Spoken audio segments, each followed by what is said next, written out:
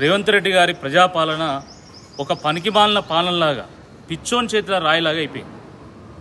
అందగత్తలు వస్తున్నారు కాబట్టి ఎటు చూసినా అందంగా కనబడాలని రోడ్డు పక్కన ఉన్నటువంటి అభాగ్యులను ఆగం చేయడం, వాళ్ళని ఏడిపించుకోవడం నిజంగా పిచ్చి తుగ్లక్ చర్య. నీసుముచ్చోడు కొనిపోయడానికి అనునిత్యం ఏదో ఒక కారణం వెతికినట్టు రేవంత్ రెడ్డి గారు ప్రజలను ఏడిపించుకోవడానికి నిత్యం రకరకాల కారణాలు వెతుకుతూనే ఉంటాడు. ఆయన రాష్ట్రంలో ఏదో ఒక మూలన ఎవరోరు రోడ్డు మీద పడి కన్నీళ్లు పెట్టండి, వాళ్ళు ఆర్తనాదాలు చేయండి, నేను నిద్ర పట్టేటట్లేదు. దేశం అంటే మట్టి కాదు, ఈ దేశం అంటే మనుషులు అని ఆనాడు గురజాడ అప్పారావు అన్నారు. కానీ ఆయన మాటలు కాంగ్రెస్ పార్టీ నాయకులకు అర్థం కావడం చాలా కష్టంగా ఉన్నది. మట్టి గోడలు చూపెడితే అది అందంగా కనబడుతుందా? మనుషులను ఖాళీ చేయించి మట్టి గోడలు చూపెడితే అందంగా ఉంటుందా? కానీ ఈరోజు ప్రభుత్వము అందగత్తలు వస్తున్నారు కాబట్టి మనుషులందరినీ ఖాళీ చేయించి మట్టి గోడలు చూపెట్టి మన అందాన్ని చాటాలనేటువంటి ఒక ప్రయత్నం చేస్తూ ఉంది.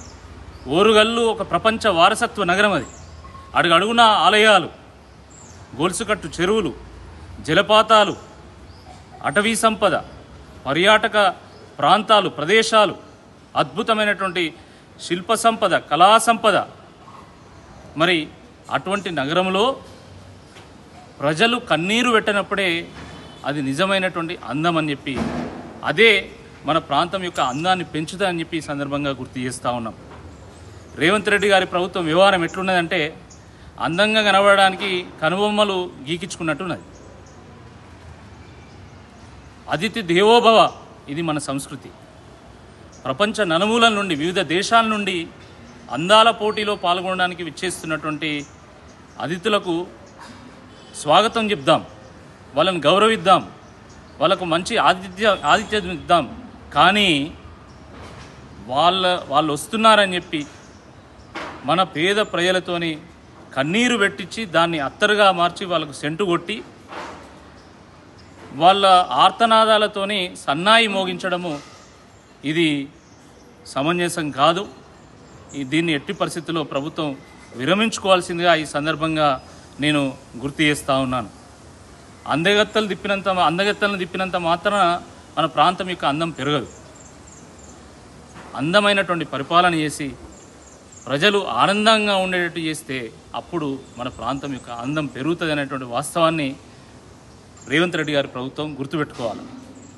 నిజంగా ఒకవేళ ఎవరైనా ప్రభుత్వ స్థలంలో కానీ, రోడ్డు మీద కానీ, ఫుట్పాత్ల మీద కానీ పర్మనెంట్ స్ట్రక్చర్స్ నిర్మాణం చేస్తే ఆ పేద ప్రజలతో మాట్లాడండి, ఆ చిరు వ్యాపారాలతో మాట్లాడండి, వాళ్ళని సముదాయించండి, వాళ్ళ కోసం ప్రత్యామ్నాయ మార్గాలు చూపెట్టండి, వ్యాపార సముదాయాలు నిర్మాణం చేయండి, స్టాల్స్ నిర్మాణం చేసి లీజ్కి ఇవ్వండి, లేకపోతే ఇంకేమన్నా ఆలోచన చేయండి. కానీ ఉన్న పలంగా వాళ్ళు కనీసం సామాన్లు సర్దుకునేటువంటి సమయం ఇవ్వకుండా వాళ్ళ వ్యాపారాలను, వాళ్ళ స్ట్రక్చర్స్ని కూలగొట్టడం ఇది చాలా దుర్మార్గం. ఇది ప్రజాపాలన అనిపించుకోదని చెప్పి ఈ సందర్భంగా గుర్తు చేస్తున్నాను. ఎవరి మెప్పు కోసమో మన ప్రజలను ఏడ్పించడం ఏంది? ఇదేం ప్రజాపాలన?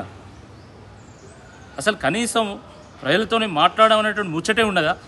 ఇదేనా మీ సంస్కృతి? ఇదా ప్రభుత్వం చేయాల్సింది? ప్రభుత్వం అంటే బుల్డోజర్ వేసుకొని పోయి కూలగొట్టుడేనా?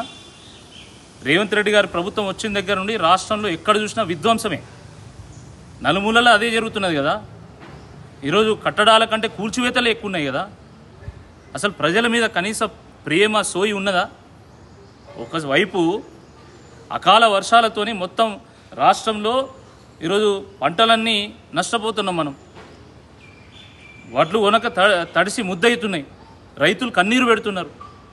వాటిని పట్టించుకోకుండా 200 కోట్ల రూపాయలు పెట్టి మీరు అందాల పోటీలు పెడతారు. అందాల పోటీలు తర్వాత కూడా పెట్టుకోవచ్చు, ఇప్పటికిప్పుడు పెట్టాల్సినటువంటి అవసరం ఏముంది? కొంపలు మునిపోయేది ఏమున్నది? 4 రోజుల తర్వాత కూడా పెట్టుకోవచ్చు కదా. అందాల పోటీల మీద ఉన్నటువంటి సోయి మన ప్రజల ముఖం మీద ఆనందం, వాళ్ళు చిరునవ్వు ఊహించాలనే దాని మీద లేదు. ఇది చాలా దురదృష్టకరం. ఇప్పటికైనా రేవంత్ రెడ్డి గారి ప్రభుత్వం మేల్కొనాలి. మున్సిపల్ అధికారులు ఎవరైతే ఈ చిరు వ్యాపారుల యొక్క సముదాయాలను కూలగొట్టిల్లో వాళ్ళతో మాట్లాడాలి, నష్టపరిహారం చెల్లించాలి. అదేవిధంగా ప్రత్యామ్నాయంగా వాళ్లకు వ్యాపార సముదాయాలను నిర్మించాలి, లేదా స్టాల్స్ కట్టి వాళ్ళకి ఇవ్వాల్సిందిగా ఈ సందర్భంగా మేము డిమాండ్ చేస్తున్నాం.